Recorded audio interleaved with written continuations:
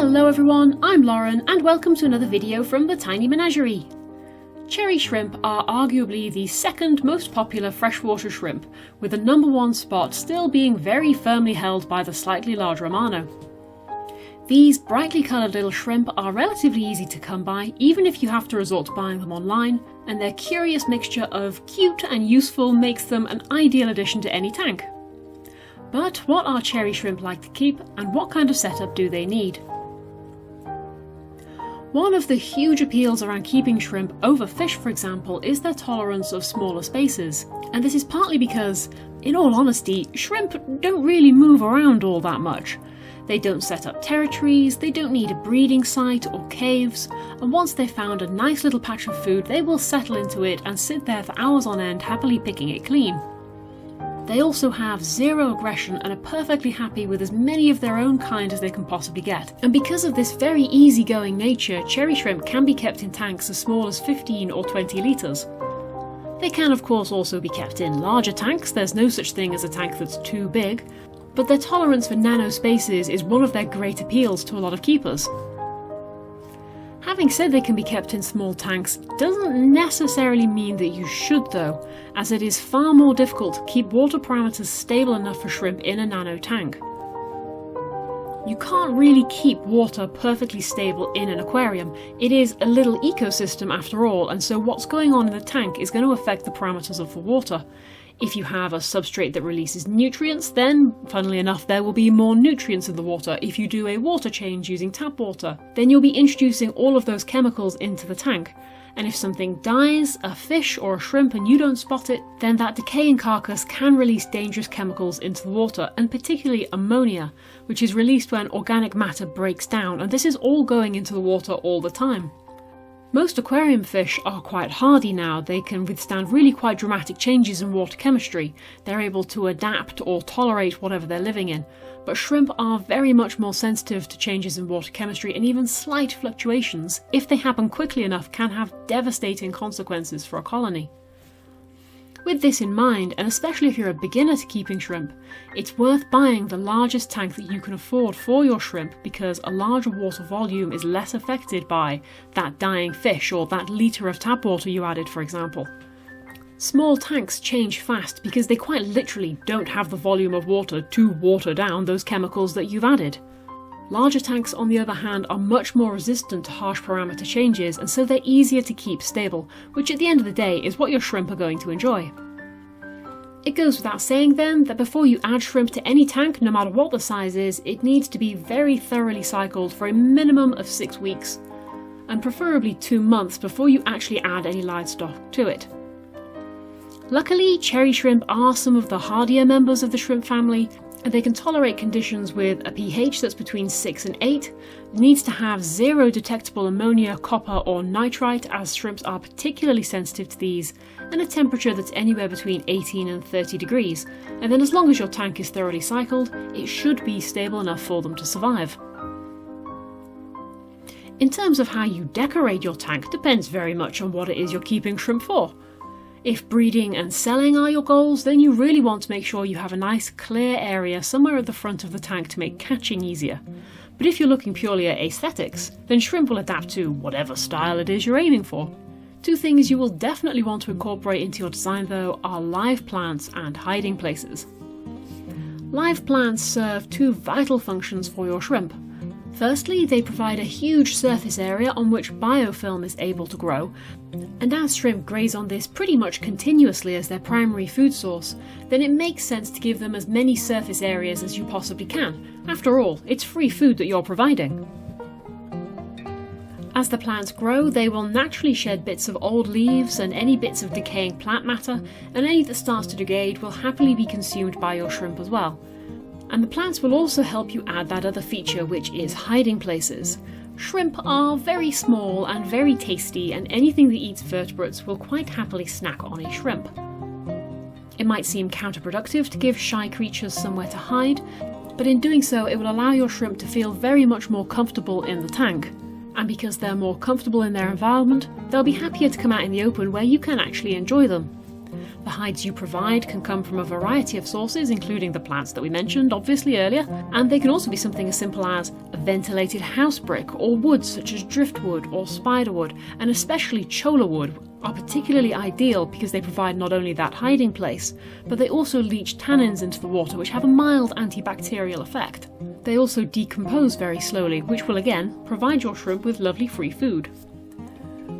When it comes to substrate for the tank, cherry shrimp are perfectly happy with a nice inert gravel of your choice. Or if you plan on growing rooting plant types such as Cryptocorini for example, then any kind of aqua soil that is suitable for growing plants will be fine for the shrimp too.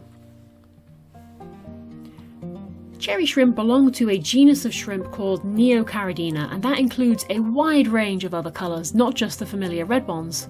There's blue ones, yellow ones, green ones, and they all look very different, but they are in fact very much the same species of shrimp. A bit like with Labradors, you can have a black one, a chocolate one, or a yellow one. At the end of the day, it's still a Labrador. And because of this, yes, you can keep numerous colours of Neocaridina together, they will get along absolutely fine, but they will also interbreed. And sadly, they tend to breed back to their wild brown colour within a couple of generations. And so if you want to keep your shrimp looking as vibrant as you possibly can, then sadly you will have to house the different colours separately. Amano shrimp make perfect tank mates for Neocaridina shrimp, as they have no interest in the cherries whatsoever, and they can quite happily survive in exactly the same conditions. Caridina shrimp, such as the crystal shrimp, the Neocaridina's rather more flamboyant cousin, are a potential tank mate because they won't interbreed with your cherries, but they do prefer slightly different water chemistry, and they really would ideally need a nice buffering shrimp substrate. They can be kept together, but one of the shrimps is going to have to compromise, and sadly because Caridina are so very sensitive, it's going to be the poor cherries who have to make the compromise, so ideally house them separately, I'm afraid. Snails on the face of it seem to be ideal tank mates for shrimp, but the relationship is a little bit complicated. On the one hand, they are certainly absolutely no harm to the shrimp, and even the tiniest little shrimplet is perfectly capable of escaping from a snail. On the other hand though, snails do eat pretty much the same food as your shrimp, and so they are a direct competition for them.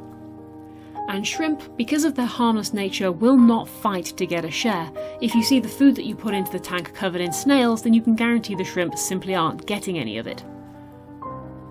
And so whether or not you keep snails in there is very much personal preference, just make sure you keep the numbers fairly low if you do. Fish in shrimp tanks is even more controversial than snails, and really depends on whether or not you want your shrimp to breed. If not, then most nanofish, those which are under 2 inches, should be absolutely fine with adult cherry shrimp. By then they should be too big for the fish to eat them. But all fish, even the tiniest little ember tetra, which is less than an inch long, will eat a shrimplet if they find it. The only fish I really consider to be shrimp safe are Otocinclus catfish. These are very, very gentle little fish that feed by scouring the surface of plants and glass with their suckery-like mouths. And as they do so, they will scare away any shrimplet before it gets eaten. That's not to say the odd shrimplet won't get eaten by accident, but ottos are about as safe as you're ever going to find. If you are looking to sell your shrimp though, fish are a bit of a no-go. It is too likely that they will reduce your stock. They might end up eating that one shrimplet that had a really good potential for your stock. But if you're raising shrimp just for fun, and you can sacrifice the odd shrimplet, then ottos are certainly your best bet, and stick with the little nano fishes. Cherry shrimp are detritivores, meaning they will eat anything they come across that is in a decaying state. They will eat all of the mulm that builds up on the bottom of the tank, and they'll eat any of the algae before it really starts to grow, and they will happily hoover up any bits of decaying matter that they come across. In fact, pretty much the only thing they won't eat is live plants, hard algae, so no black algae, none of the brown sticky algae, and sadly cherry shrimp won't eat cyanobacteria. That is obviously a bacteria by its name, not an algae, and so it's not on their menu, which is a bit of a shame. With them eating so much of the stuff that you find quite naturally in the tank, you may think there's not really any reason to feed them. And if you're keeping a very low stocking density, say 5 shrimp in a 20-litre tank, then no, you don't have to feed them as long as it's a planted tank. They will find plenty of food in there for themselves. but as soon as your stocking starts to get any higher, then you're going to want to supplement them with a nice quality shrimp food, just to make sure that they're getting all of the nutrients they need and to stave off any chance of them starving.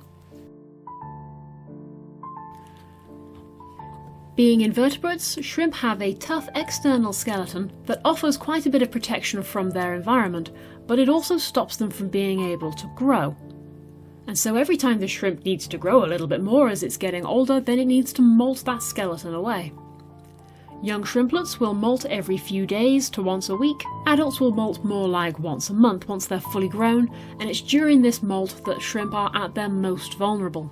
This is when they will really appreciate all those hiding places that you've provided them with, and also the supplemental food you've been giving them so that they've got plenty of energy to make that nice new exoskeleton. Just to point out, if your shrimp do have any issues with their health, then when they molt is when you're going to find out about it. Unfortunately, this is the most likely time they're going to die.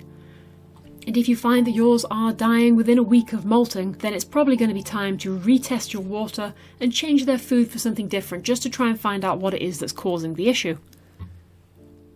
Assuming you have ironed out all the issues and your shrimp are molting just fine, then once they are settled and happy in their new tank, they will start to breed, and you will find that once they get going, they can breed at a phenomenal rate. Each female can carry up to 50 eggs at a time, and she's referred to as berried when she is carrying these eggs, and those eggs will hatch in about 30 days. The shrimplets are minute little versions of their parents, although they won't start to show any colour until roughly their third molt, so don't be surprised if they all look pretty much yellow. And as soon as the female molts again after she's released her eggs, she will be ready to be berried once more, and so you can see just how fast a cherry shrimp colony can grow in favourable conditions.